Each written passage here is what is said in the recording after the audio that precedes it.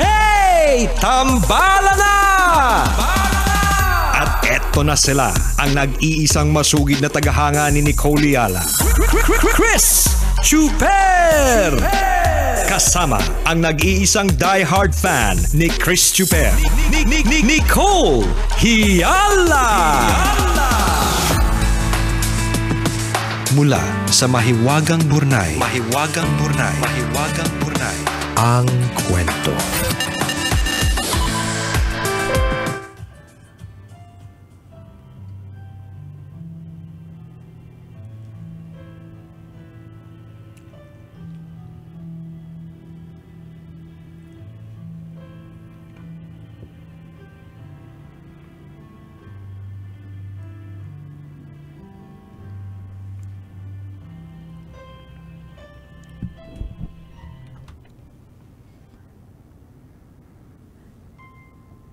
Dear Nicole and Chris, itago nyo na lang po ako sa pangalang Erin, 23 years old, at isa sa marami ninyong tambalanista dito sa bayan ng Dagupan.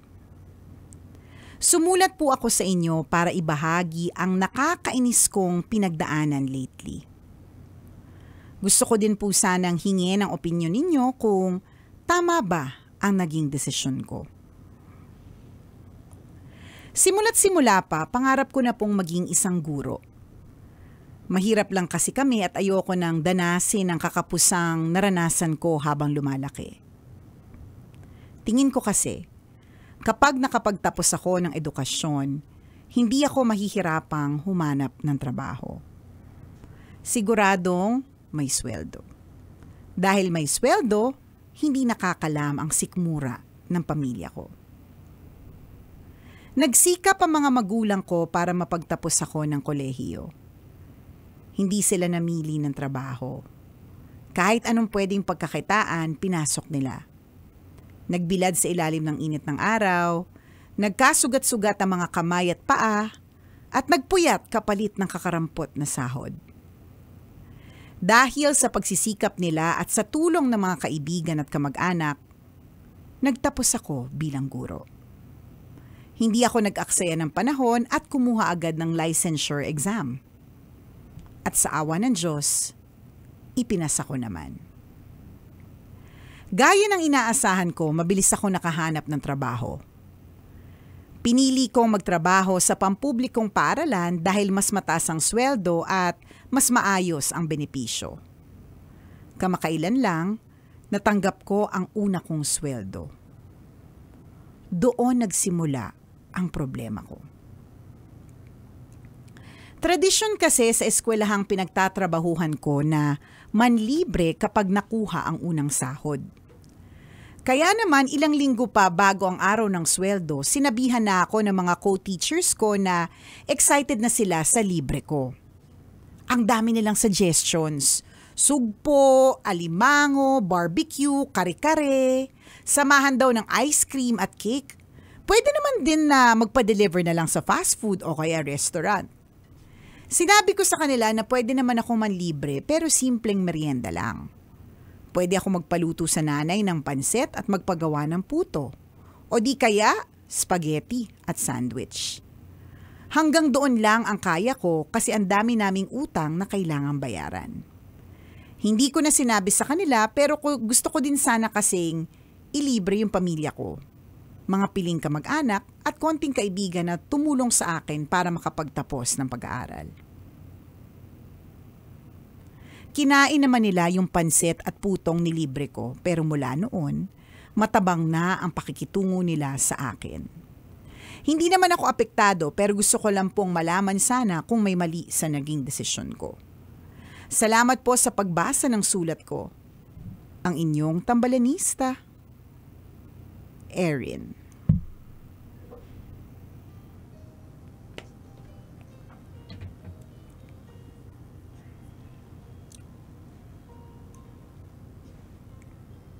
Hi, Erin. Walang mali sa naging desisyon mo. Mali ka ng school na pinasukan. Umalis ka na dyan. Nakakainis at nakakalurke yung mga kasama mo dyan sa trabaho na porke hindi mo na-achieve yung sugpo, alimango, kare-kare at kung ano mang gusto nilang ipa-deliver, biglang antabang na ng kanilang pakikitungo sa inyo. Hindi ikaw may problema, sila ang may problema. Diba? Huwag silang pala-decision sa pera mo, diba? Kaya kung tinatanong mo sa amin kung tama ang ginawa mo, oo, tama! Walang pwedeng mag-decide kung paano mo gustong gastusin yung pera mo. In the same way na kung halimbawa gusto mong gastusin yung pera mo, unang sahod mo para sa pagpapadami ng nunal, 'di ba? Wala silang pake.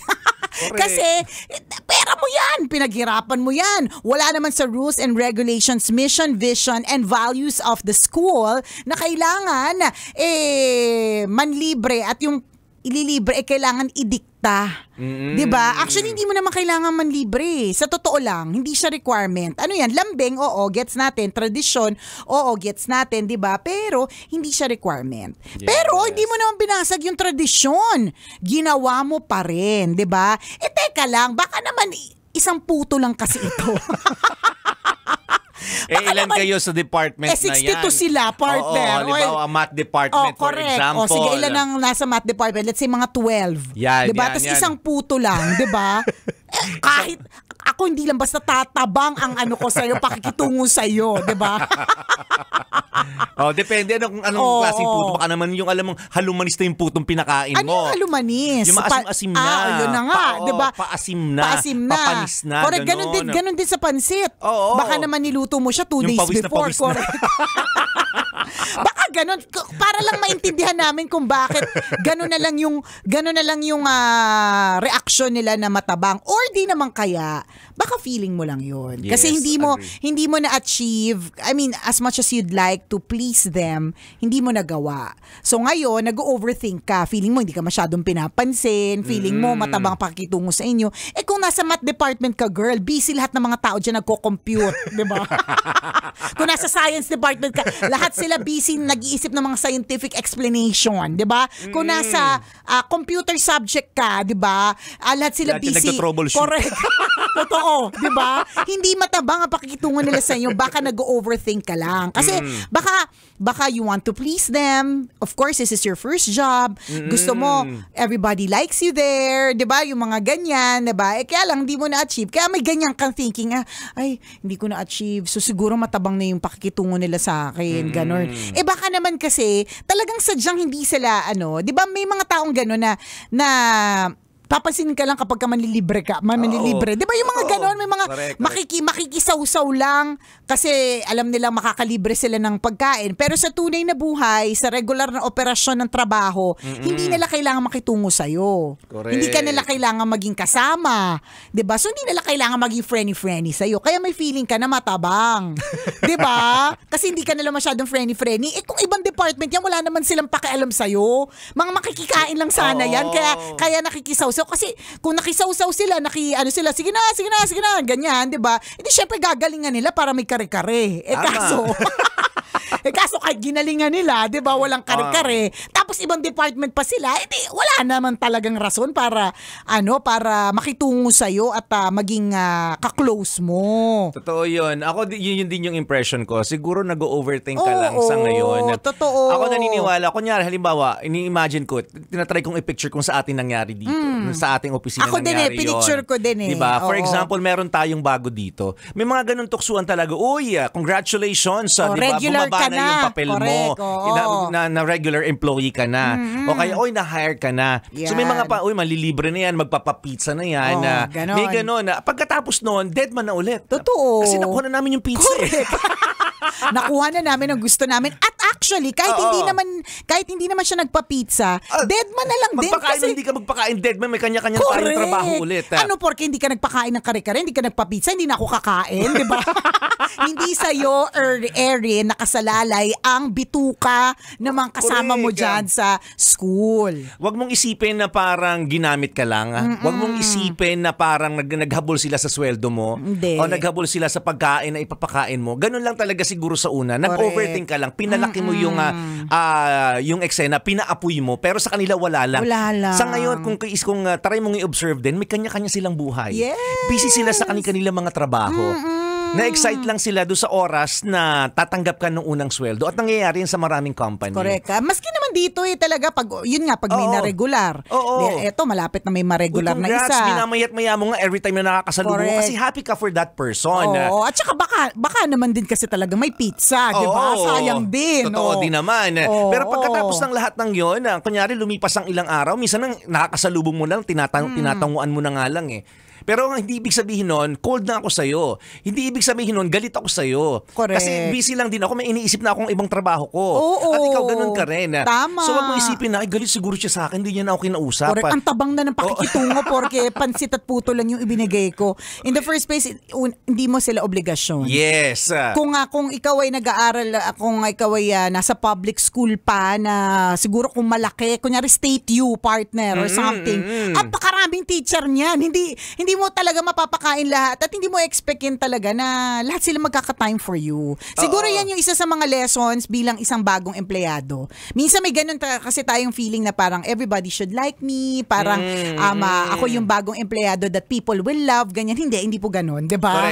May mga kanya-kanya, totoo po talaga, paulit-ulit namin sasabihin, may mga kanya-kanya silang obligasyon. May kanya-kanyang problema. Correct. May kanya-kanyang iniisip yan. Tama. Kung hindi ka kinausap, kahit gusto mo siyang kausapin, busy lang yung tao. Huwag mong isipin na galit siya sa'yo. Correct. Malamang introvert lang kagaya ko. Totoo, may ganun. At saka may mga tao talaga, eto ewan ko partner kung bukod sa may mga taong introvert lang na parang baka, alam mo si Erin, masyadong overthinker, nakakapagod ka kasi siguro kasama. At para sa introvert, mas lalo ka nakakapagod kasama. Kaya super iwas sila sa'yo. Yun lang naman yun, di ba? Bagay mo, ganun nga sila. Hindi namin alam. Hindi natin alam. Pero yun yung isa sa mga possibilities. Isa sa mga possibilities. Tsaka, yun nga, may mga kanya-kanyang obligasyon, may mga kanya-kanyang isipin. Ang naisip ko nga dyan, halimbawa, kunyari dito sa amin, lagi ko naisip parang lalagay namin yung sarili namin sa posisyon mo. So, imagine namin ano yung setup dito sa office. For example, ang boss na nagpakain dito, kasi nagpapakain lang dito yung mga alam natin medyo nakaluluwag-luwag talaga. Mga boss, di ba? Mga boss na magpapakain, di ba? Yung boss na yun, lalo-lalo na kung ibang department siya, partner, babatiin mo lang siya sa birthday niya kasi may nakarating. Giliw mo sa kanya kasi birthday niya eh. Totoo, kasi may nakarating na pansit sa'yo eh. May nakarating na sandamukal na mga pandesal, ang daming pagkain, may pa soft drinks pa. So yung araw na yan, magiliw ka doon sa boss na yan, sa ibang department. Pero hindi na niya birthday kinabukasan, hindi mo naman kailangan magpapansin. Nakuha mo na yung pansit eh, di ba? Hindi kasi At ganun talaga may sarili siyang department. So syempre ang papansinin niya talaga at ang kanyang eksena talaga para sa department niya. Kung nakikain ka lang naambunan ka, hindi mo kailangan na maging magiliw sa kanya. Hindi sa masamang ugali mo pero halimbawa ako iniisip ko yung mga totally different na department sa akin. Anong obligasyon kung maging magiliw sila sa akin? Okay lang sa akin kahit hindi nila ako gusto. Diba? Diba? Yung ganun kasi may kanya-kanya silang buhay. May may boss sila na kailangang atupagin. May trabaho sila na kailangang gawin. Diba? Probably overthinking yan. Yes. Diba? Sinasabi namin dito, wag mo na silang pansinin. Mind your own business. Yes. Yung iniisip mo kasi ngayon, kailangan na pi-please mo sila. Yun yung iwasan mo. Correct. Huwag kang maging people pleaser. Mahirap Talo yun ka dyan. Kasi hindi mo magagawa yun. Walang sino man ang makakagawa na magugustuhan ng lahat ng taong nakapalibot sa kanya ang taong nang piplease. Diba? Lahat ng mga nanonood sa amin ngayon, maaaring hindi nagugustuhan yung sinasabi namin. True. Hindi lahat magugustuhan. Kami yung mga kasama namin dito sa trabaho, kahit alam mong mabait ka sa kanila, maaaring hindi ka pa rin nila magustuhan. Correct. Ichichismis ka pa rin nila sa totoo lang. Kasi diba? yun po ang realidad ng buhay. Wala ka namang ginawang masama. Hindi mo naman sila inanon. Actually, nagmagandang loob ka pa nga. Inalibre mo pa nga eh. Pero hindi lahat na please mo. Ganon. Kasi ganun talaga. And I think that's your lesson 101. Yes. Isa sa mga unang lesson mo sa trabaho. Ganon. Yun. Sa life. Totoo. Isa sa mga unang life lessons mo yan. yan. Huwag mong isiping masasama silang tao. Hindi, wala may ganun lang talaga. Siguro naging excited lang sila sa pagpatak ng unang sweldo mo at wala silang balak na kunin ang lahat ng sweldo mo buwan-buwan. Walang ganun. Kasi kung ganun, babalik ako sa una kong sinabi. Sa eskwelahan yan. Oo. Umalis ka na dyan. Hindi ikaw ang mali, sila ang mali. Pero Pero dun sa course na ating pag-uusap, partner, maaaring, 'di ba sabi ko nung una, ikaw ang mali dito, hindi sila ang mali. Ano ba? Ako na mali-mali. Diba? Nung una sabi sila ko, ikaw ang tama, sila ang mali. Correct. Pero ngayon, iniisip namin, maaari kasing ang mali dito ay ikaw. Sa overthinking part o kaya sa pagiging sensitive. Alam mo, throughout your career, hindi lang dyan sa pagtuturo, hindi lang sa school na yan, at kung saan ka man mapadpad, pag lagi kang balat sibuyas, talo ka. Mahinang nilalang ka. Yes. Natandaan ko yung mga pansit-pansit na yan. One time, merong requirement sa school ng anak ko na magdala ng food. So, ang assigned dun sa class number niya ay pansit, pasta, mga noodles, ganun. So kami, ang iniisip kasi namin, kung dadalhin niya na ng umaga at kakainin pa ng after lunch, ang lamig-lamig na nun kung bawal magpa-deliver at dalhin sa school Kung bibili na namin the night before, ang lamig na nun. Basta parang ganun. So, malungkot na yung pansit. Malungkot na. So, sa madaling salita, ang naisip namin para fresh na fresh, talagang bagong luto. Oo, bagong luto. At yun na talaga expertise ng kasama namin sa bahay sa paggawa. Kung ano yung partner, microwavable na lagayan na punong-puno ng pansit na dinala ng anak ko, pagbalik ganun na ganun pa din. Ibig sabihin, hindi siya ginalaw. Walang kumain. Hindi nagustuhan. Hindi ba nagustuhan? Diba? Magpapaka-sensitive ba ako dito? Ang dami ibang choices. Correct. Maaaring ang choices nila, ayun yung trip nila, diba? So, wag na ako magpaka-sensitive. Tama. Kailangan It's none of your business. Correct. Kailangan pa bang i-memorize yan? Basic. Kailangan pa bang i-memorize yan? Love Radio. Basic!